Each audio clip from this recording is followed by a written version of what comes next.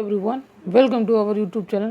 दोस्तों, आज हम डिस्कस करने वाले आरआर ग्रुप डी 2018 पर आए साइंस के टॉप मोस्ट इम्पोर्टेंट को डिस्कस करने वाले हैं और ये हमारा पार्ट 13 होगा। ये क्लास आपको रेलवे एवं एसएससी के लिए मोस्ट इम्पोर्टेंट है। तो चलिए एक एक क्वेश्चन को आज हम डिस्कस करते हैं। पहला क्वेश्चन हमसे पूछा जा रहा है, निम्नलिखित में से किस विद्युत प्रतिरोधक सबसे कम होता है? तो इसमें आपका उत्तर हो जाएगा सिल्वर। सिल्वर मतलब चांदी। बढ़ते हैं अगला क्वेश्चन की ओर। अगला क्वेश्चन हमसे पूछा जा रहा है, कार्बन द्वारा मजबूत बंध के गठन एक कारण डैश के आकार का होता है। कार्बन में एक मजबूत बंध बॉन्ड कैसे होता है? छोटा होता है। ऑप्शन नंबर 3 सही हो जाएगा। बढ़ते हैं अगला क्वेश्चन की ओर। अगला क्वेश्चन हमसे पूछा जा रहा है, वायुमंडल में अपवर्तन के कारण सूर्योदय एवं सूर्यास्त लगभग डैश से देरी होता है। एटमॉस्फेयर में जो आपका सनसेट एवं सनराइज होता है तो कितने मिनट के बाद होता है? रिफ्लेक्शन के बाद 2 मिनट के बाद। ऑप्शन नंबर 2 सही हो जाएगा। बढ़ते हैं अगला क्वेश्चन की ओर। अगला क्वेश्चन से पूछा जा रहा है, एक वस्तु छोटी को एक उत्तल दर्पण के सामने अनंत एवं दर्पण के ध्रुव के बीच बिंदु रखा जाता है तो होने वाली छवि कैसे बनेगा? आभासी एवं छोटी बनेगा, इन्वर्टेड एवं डिमिनिश बनेगा। ऑप्शन नंबर 1 सही हो जाएगा। अगला क्वेश्चन तो पूछा जा रहा है, निम्न में कौन सा एक ऊर्ध्वपातन का पदार्थ नहीं है? ऊर्ध्वपातन मतलब सब्लिमेशन। नेफ्थलीन है, कपूर है, अमोनियम क्लोराइड है तो सोडियम सल्फेट नहीं है। ऑप्शन नंबर 3 सही हो जाएगा। सब्लिमेशन क्या है दोस्तों? सब्लिमेशन क्या है? सॉलिड को गैस के रूप में बदलना, ये ऊर्ध्वपातन कहलाता है। तो बढ़ते हैं अगला क्वेश्चन की। अगला क्वेश्चन से पूछा जा रहा है, मेंडेलिक की आवर्त सारणी में ऊर्ध्वाधर कॉलम डैश को कहा जाता है। ऑप्शन नंबर 1 समूह सही हो जाएगा। समूह मतलब ग्रुप। बढ़ते हैं अगला क्वेश्चन की ओर। अगला क्वेश्चन पूछा जा रहा है, आधुनिक आवर्त सारणी में छठे आवर्त में डैश मौजूद तत्व होते हैं। पीरियडिक टेबल में 6 पीरियड में कितने आवर्त होते हैं? 32 एलिमेंट होते हैं। पहला में 2, दूसरा में 8 नहीं, हाँ, पहला में 2, 8, 18, 32 एलिमेंट होते हैं। ये आप याद रखिए, 2, 8, 18, 32 ये दे सकते हैं। ये पहला जो ग्रुप है आपका एस ब्लॉक है, ये डी ब्लॉक है, ये पी ब्लॉक है, ये एफ ब्लॉक है। टोटल 118 एलिमेंट होते हैं। पीरियडिक टेबल का जनक किसे कहा जाता है? मेंडेलीव को। ये आप याद रखिएगा, मोस्ट इम्पोर्टेंट।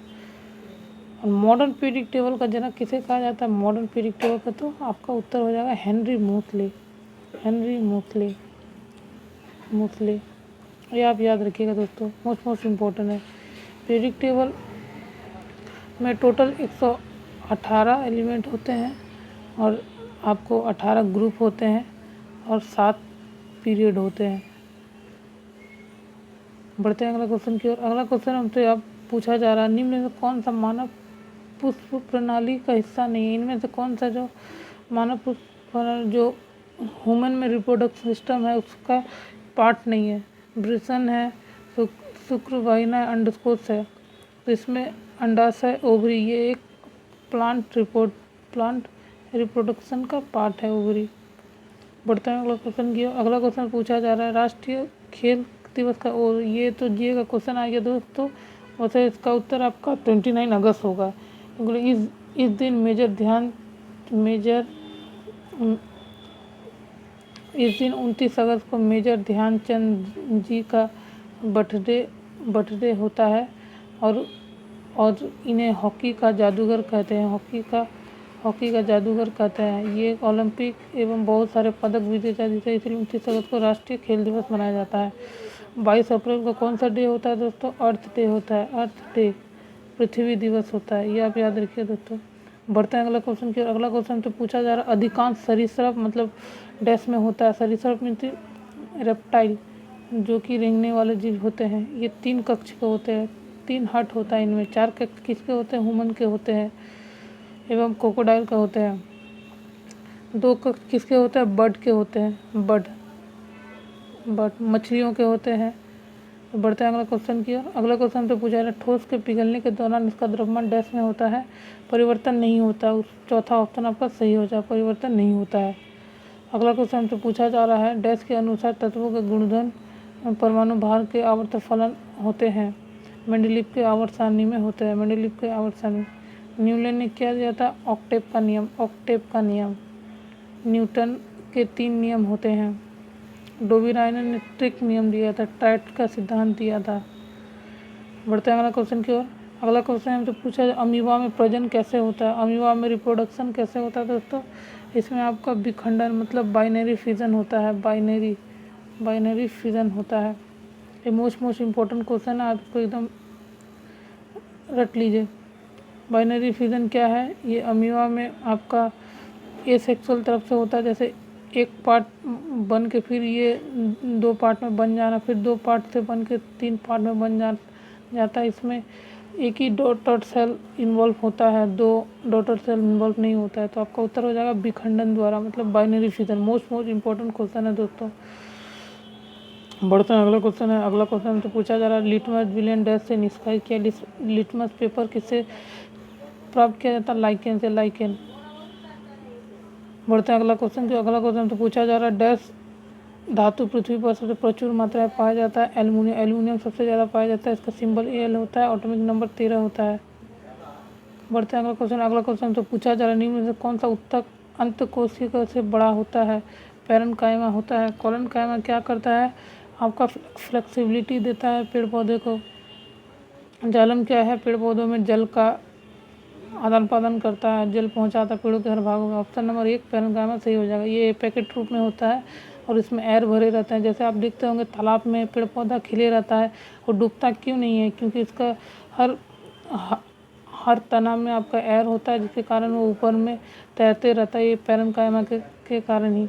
बढ़ते हैं अगला क्वेश्चन की। अगला क्वेश्चन से पूछा जा रहा है, गति द्वारा द्वितीय नियम दर्शाता है। किसी वस्तु में परिवर्तन दर शुद्ध बल दिशा की ओर परिवर्तन होता है। ऑप्शन नंबर 1 सही हो जाएगा, second law of Newton. F/ma mass into acceleration, ये द्वितीय नियम का है। जैसे आप देखते होंगे न्यूटन ने 3 लॉ दिए थे।